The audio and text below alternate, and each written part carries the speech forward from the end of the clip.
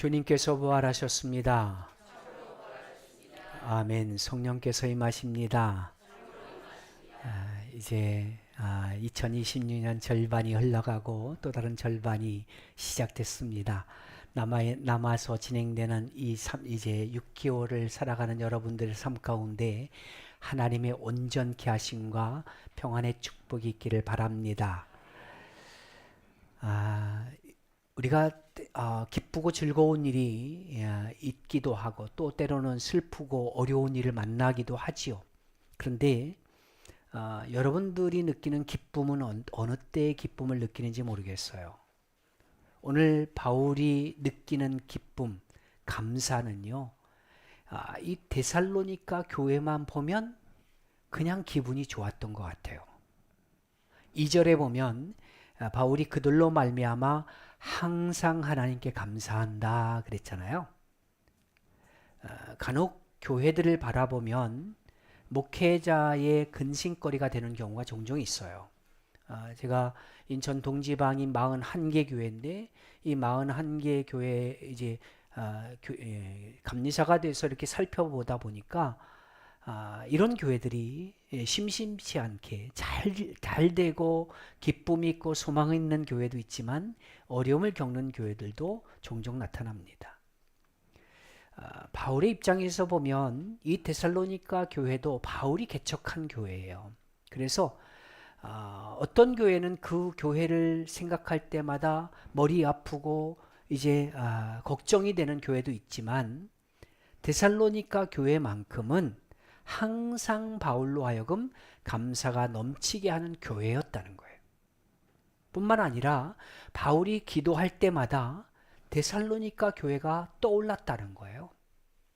이 말은 바꿔 말하면 기도할 때마다 데살로니가 교회를 위해서 기도하고 축복했다는 거예요.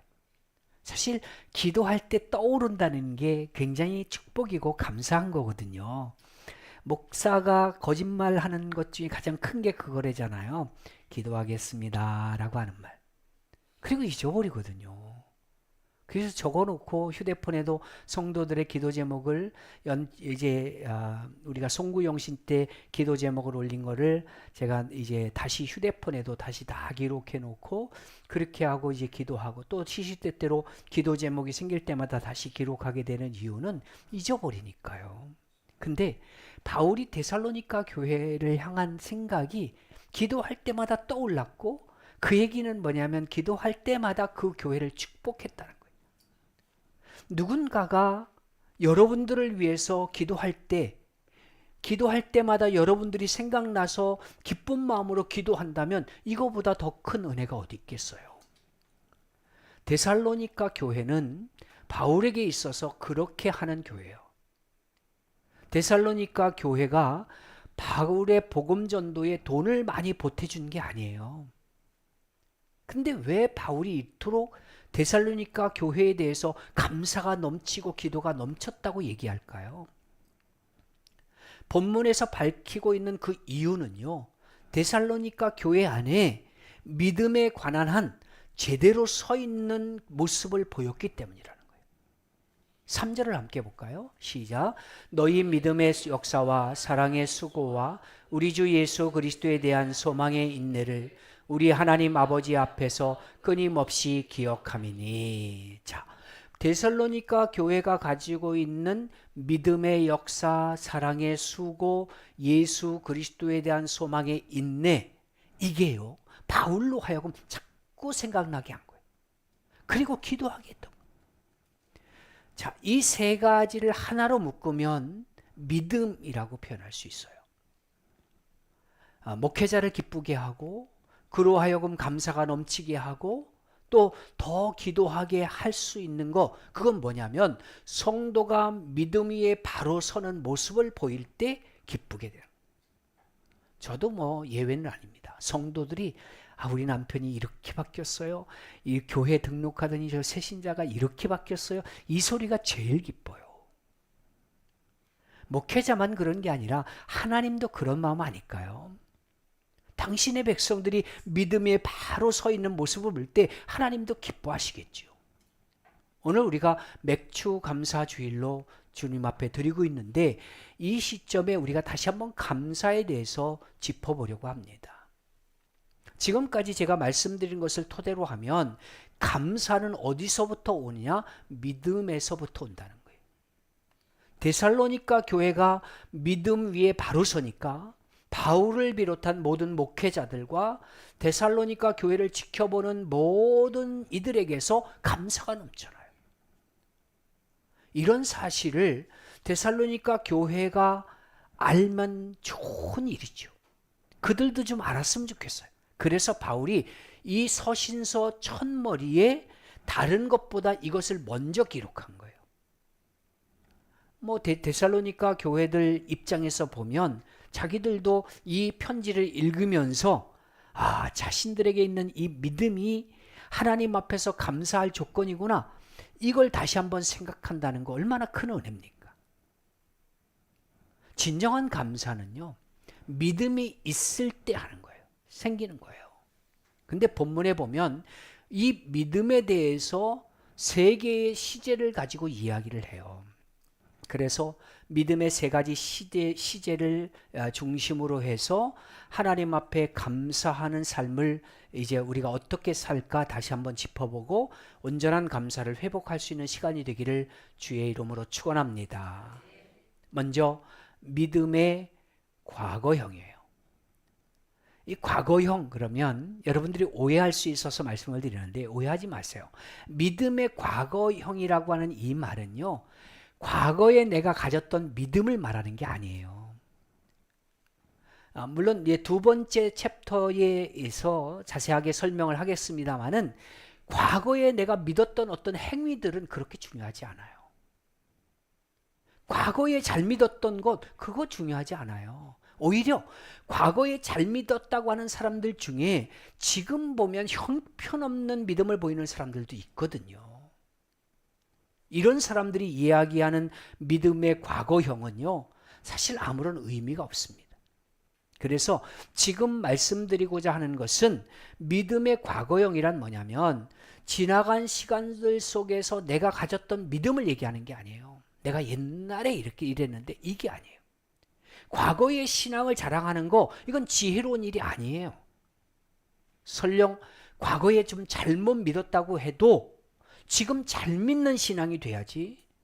지금은 형편없는데 과거에 잘 믿었다? 이건 소용이 없다는 거예요.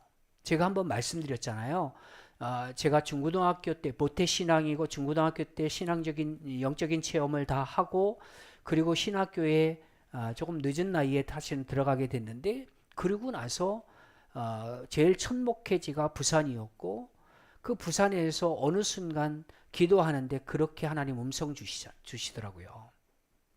과거에 내가 그렇게 밤을 새워 기도하고 기도회를 인도하고 성령의 체험을 하고 이런 것들이 무슨 의미가 있냐는 거예요. 지금은이라고 하는 음성이 들려오더라고요.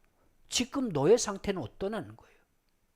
과거에 내가 성령 충만하고 열정적이고 뜨거웠던 거 중요하지요. 그런데 지금은이라는 음성을 주님 앞에 주님이 주시는데 내가 감당할 수 없더라고요.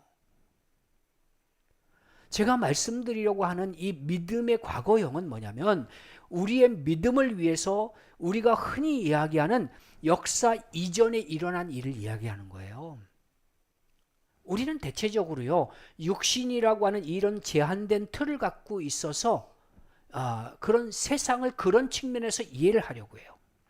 그래서 역사 이전에 대해서는 전혀 생각하지 않아요. 근데 이 세상이 존재하기 이전에도 하나님은 영원 전부터 계셨습니다. 그때나 지금이나 하나님은 여전히 완전한 분으로 존재하고 있습니다. 그 하나님께서 하신 일이 우리의 믿음과 관련이 있다는 거예요. 그래서 하나님께서 이제 4절에 보면 하나님께서 하신 일이 기록되는데요. 읽겠습니다. 시작. 하나님의 사랑하심을 받은 형제들아 너희 택함심을 아노라. 바울이 지금 성도들에 대해서 하나님의 사랑하심을 받은 형제들 이런 표현을 쓰죠. 하나님께서요, 이 세상을 만드시기 전에도 이미 우리를 사랑하신 거예요. 여러분이 이 땅에 태어나기 이전에도 하나님이 인류를 사랑하셨다고. 하나님께서는요, 세상이 만들어지기 이전부터 우리를 구체적으로 알고 계셨다는 거예요. 그리고 우리를 사랑하셨대요. 여러분들이 교회에 나오기 전에도 하나님은 이미 여러분들을 아셨고 여러분들을 사랑하셨다는 거예요. 그 사랑의 표현이 4절에 나오는 거예요. 너희의 택하심을 아노라. 하나님께서 여러분을 택하셨다는 거예요. 믿음의 과거형은 이런 거예요. 하나님께서 세상이 만들어지기 전에, 여러분이 교회에 나오기 전에, 예수를 영접하기 전에 이미 우리를 사랑하시고 우리를 선택한 것, 이게 믿음의 과거형이에요. 우리가 믿겠습니다 이런 표현을 하기도 전에 하나님께서 저와 여러분을 선택하신 거예요. 이런 하나님의 사랑과 선택이 있었기 때문에 나타난 게 뭐냐? 5절에 나와요. 같이 읽습니다. 시작. 이는 우리 복음이 너희에게 말로만 이른 것이 아니라 또한 능력과 성령과 큰 확신으로 된 것임이라. 우리가 너희 가운데서 너희를 위하여 어떤 사람이 된 것은 너희가 아는 바와 같으니라. 데살로니가 교회 사람들이 바울이 전했던 복음을 받아들인 것은 하나님의 선택이 있었기 때문이라는 거예요. 하나님의 선택을 받은 데살로니가 성도들이 하나님의 은혜로 믿음을 갖게 된 거예요. 선택한 사람만 구원받는 게 아니라 하나님께서 선택했기 때문에 구원받은 거예요. 초청에 응한 여러분들이 구원받은 거예요. 하나님은 이미 이 땅에 있는 모든 사람들을 향하여 관심을 갖고 있어요. 하나도 예외 없이. 그 사람이 악인이라 할지라도 그들 모두에게 예외 없이 또 초청장을 보냈어요. 그런데 그 초청에 응한 사람만이 이 자리에 나와 있는 것이고 영원한 생명을 누리는 거거든요. 믿음의 과거형이란 뭐냐? 하나님이 나를 선택하셨기에 내가 믿음을 갖게 됐다는 거예요. 하나님이 선택하셨다라고 하는 이 점을 분명히 기억해야 돼요. 하나님이 선택하신 이 일은요, 하나님이 선택하셨다는 것은 결코 실패가 없다는 것을 의미하거든요. 우리의 구원이나 믿음이 우리에게 원인이 있다면 불안하죠. 내가 이렇게 해서 내가 이렇게 노력해서 구원을 받았는데, 그렇다면 늘 불안할 수밖에 없는 거예요. 왜냐하면 우리의 마음은 늘 변하잖아요. 사람은 이 연약함에서 벗어날 수 없어요. 아무리 강한 사람이라도요, 마음이 180도로 바뀌는 경우가 없어요. 그러면 이런 우리에게 있는 이 믿음을 무엇으로 담보할 수 있나요? 이미 인간은 전적으로 부패했기 때문에 어떤 무엇을 가지고 담보할 자격이나 능력을 얻는 게 아닙니다.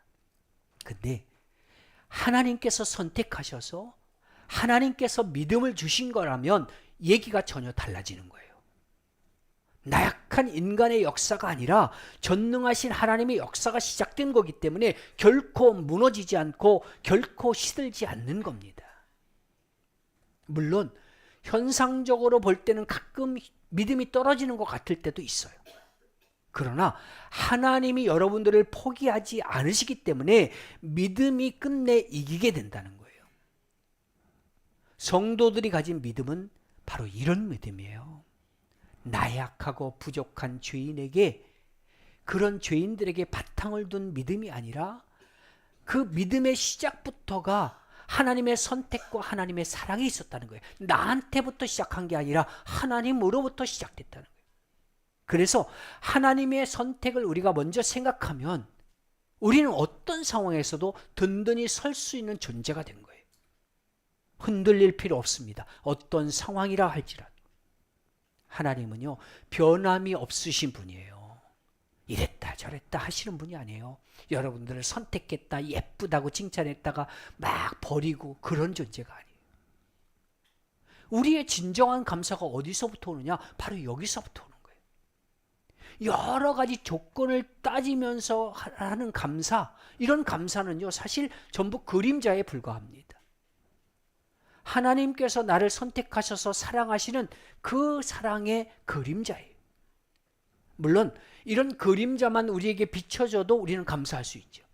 근데 본질적으로 하나님의 선택을 우리가 바라본다면 우리 인생 자체를 감사할 수밖에 없는 거예요.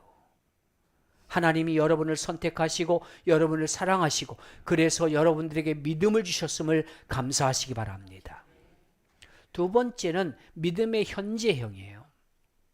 믿음의 현재형이란 항상 깨어있는 믿음을 말해요. 시간적으로 볼 때 믿음은 항상 깨어있어야 돼요. 어제 깨어있었던 것처럼 오늘 깨어있어야 되고 그리고 내일도 깨어있어야 되는 거예요. 그래서 믿음은 항상 현재형이에요. 성경을 읽을 때 기본적인 관점이 히브리즘의 관점이 바로 현재에 있거든요.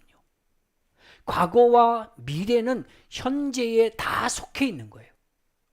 과거에 역사하셨던 하나님이 지금 현재 나와 함께 계시고 지금 나와 함께 계신 하나님의 인도하심이 미래에도 함께 있을 것을 믿는 믿음으로 나가는 거, 이게 성경의 관점이라고요. 믿음은 항상 현재형이에요.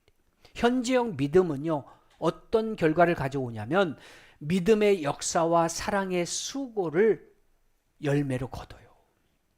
여기서 믿음의 역사와 사랑의 수고는 6절부터 10절까지 말씀하는 것을 통해서 우리가 알 수 있는데요. 6절을 볼까요? 시작.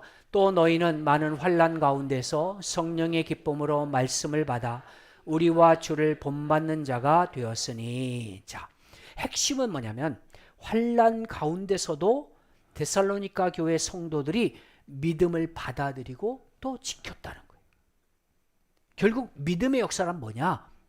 예수를 믿는 믿음으로 어떤 환난이나 어려움 가운데서도 그 믿음을 버리지 않고 지킨 것, 이걸 말하는 거예요.